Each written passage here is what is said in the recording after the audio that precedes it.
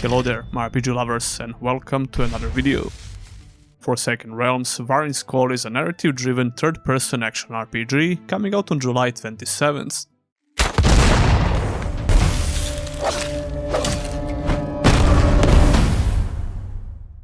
It's a little bit surreal to even say that, because the first time I covered this game on the channel was way back in April of 2021.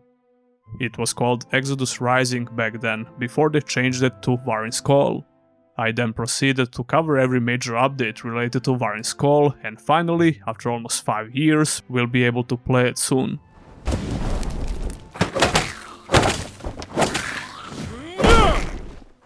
Titan Rock, the studio behind Vahrin's Call, was kind enough to send me a review key, so I'm going to do a full review that's probably going to be ready on the release date.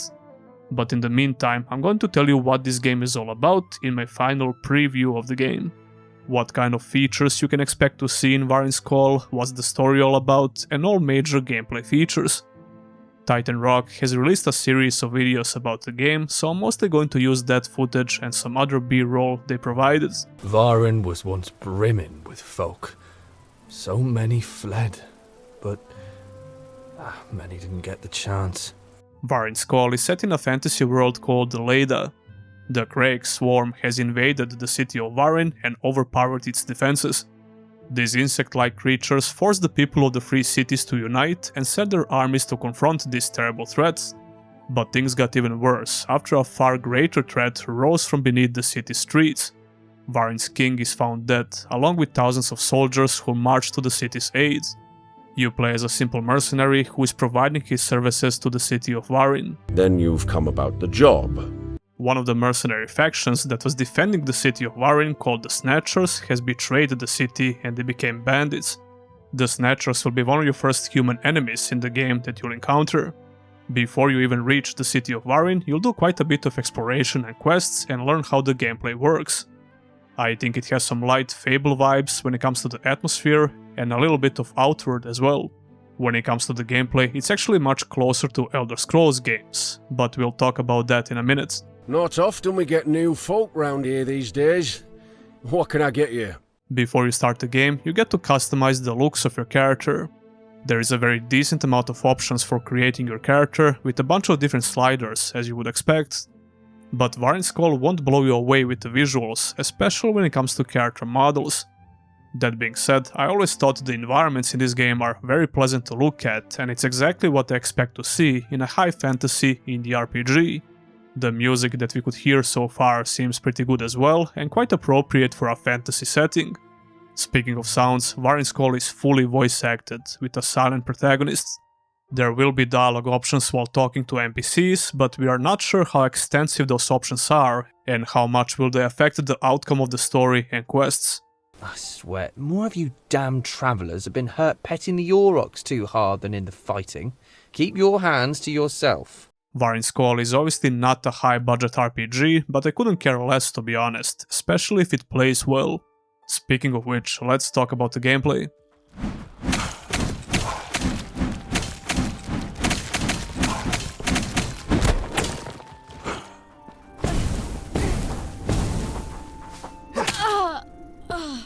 While making your character, you won't be able to select a class, because Vahrin's Call is a classless RPG, meaning that you start the game as a jack of all trades, basically, who is able to use melee weapons, shields, a couple of magical spells, and ranged weapons like bows. The character progression has an improve on use system, just like Elder Scrolls RPGs. So the more you use something, the better it gets, simple as that. There are 4 different types of magic in the game: one-handed weapons and shields, two-handed weapons like swords, hammers and axes, bows, alchemy, crafting, trap making, and so on. All of that comes in the form of skills, which can be improved by simply choosing to use them as you play the game. I would say the gameplay is closer to Oblivion than Skyrim, mostly when it comes to how you select and cast spells. You can only cast a single spell if you have it equipped, and you can switch between them while using the weapon wheel. Or I guess spell wheel in this particular case. You can equip up to 2 different melee or ranged weapons and switch between them with the press of a button. All melee and ranged weapons have a bunch of unique abilities that you can learn, but you'll have to find them in the open world first. They are books basically, and once you loot them, you unlock a special ability or a skill. However, before you can use them, you'll have to invest skill points that you get from leveling up. Each weapon, magic or crafting skill have a bunch of different levels, and you'll need to find those books in order to activate them. But you also have to increase the level of the skill by using the weapons or spells that it governs. These skills can range from simple stat increases to brand new combat moves. For example, bows have different arrow types with elemental effects, and melee weapons have special combat moves and some stat increases that you can unlock. Vahrin's Call uses traditional mana and stamina systems as resources. It also has modern combat moves such as parry and dodge roll.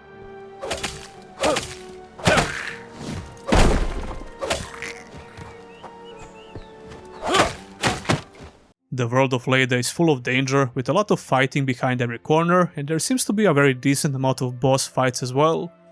The action combat is fast-paced, and the game seems to allow us to create a decent amount of unique builds and playstyles. It's all about what weapons and spells you decide to use, and the more you use them, the more they progress and you unlock more stuff related to them. The game uses a simple respawn system upon death, eliminating the need to load games when you die. This reminds me of Outward quite a bit, although you won't find any random death scenarios in this game. You will respawn at these little shrines on the map, and the last one you used will act as your respawn points. Come to think of it, it's very similar to hack and slash ARPGs, or even Souls-likes, I guess. The penalty for death is almost non-existent, although enemies seem to respawn in certain zones that you haven't cleared, and of course bosses get reset as well. Speaking of areas, Vahrin's Call has always been described as a semi-open world game. Some areas will be more open than others, but for the most part, you'll be able to do quite a bit of exploring in each and every zone. There are many open areas as well as dungeons, and each major area is separated by a loading screen. You'll get to unlock a lot of fast travel points as well, and a map that shows you all locations. Some areas need to be unlocked before you can explore them, or after you push the main story forward. The exploration is going to be a huge part of the gameplay in general, and you can find secrets, do a lot of side content, and loot things behind every corner. You know, the usual RPG stuff. More importantly, it seems like Titan Rock is trying to make the exploration very rewarding and make you explore every nook and cranny. Most areas, such as dungeons or some hidden places on the map, will usually have a shortcut system that takes you back to where you started, very similar to Skyrim's dungeons, for example. And that would cover all major features of Vahrin's Call. Oh, this losing streak must end soon, right? This was just a preview to help you understand what kind of a game we're getting. But stick around for a full review that should come out soon, which might help you decide if you want to try this game out or not. The price for Vahrin's Call will be $35 on Steam, which seems like a fair price for an indie RPG of this size. But we'll see if it's any good or not soon.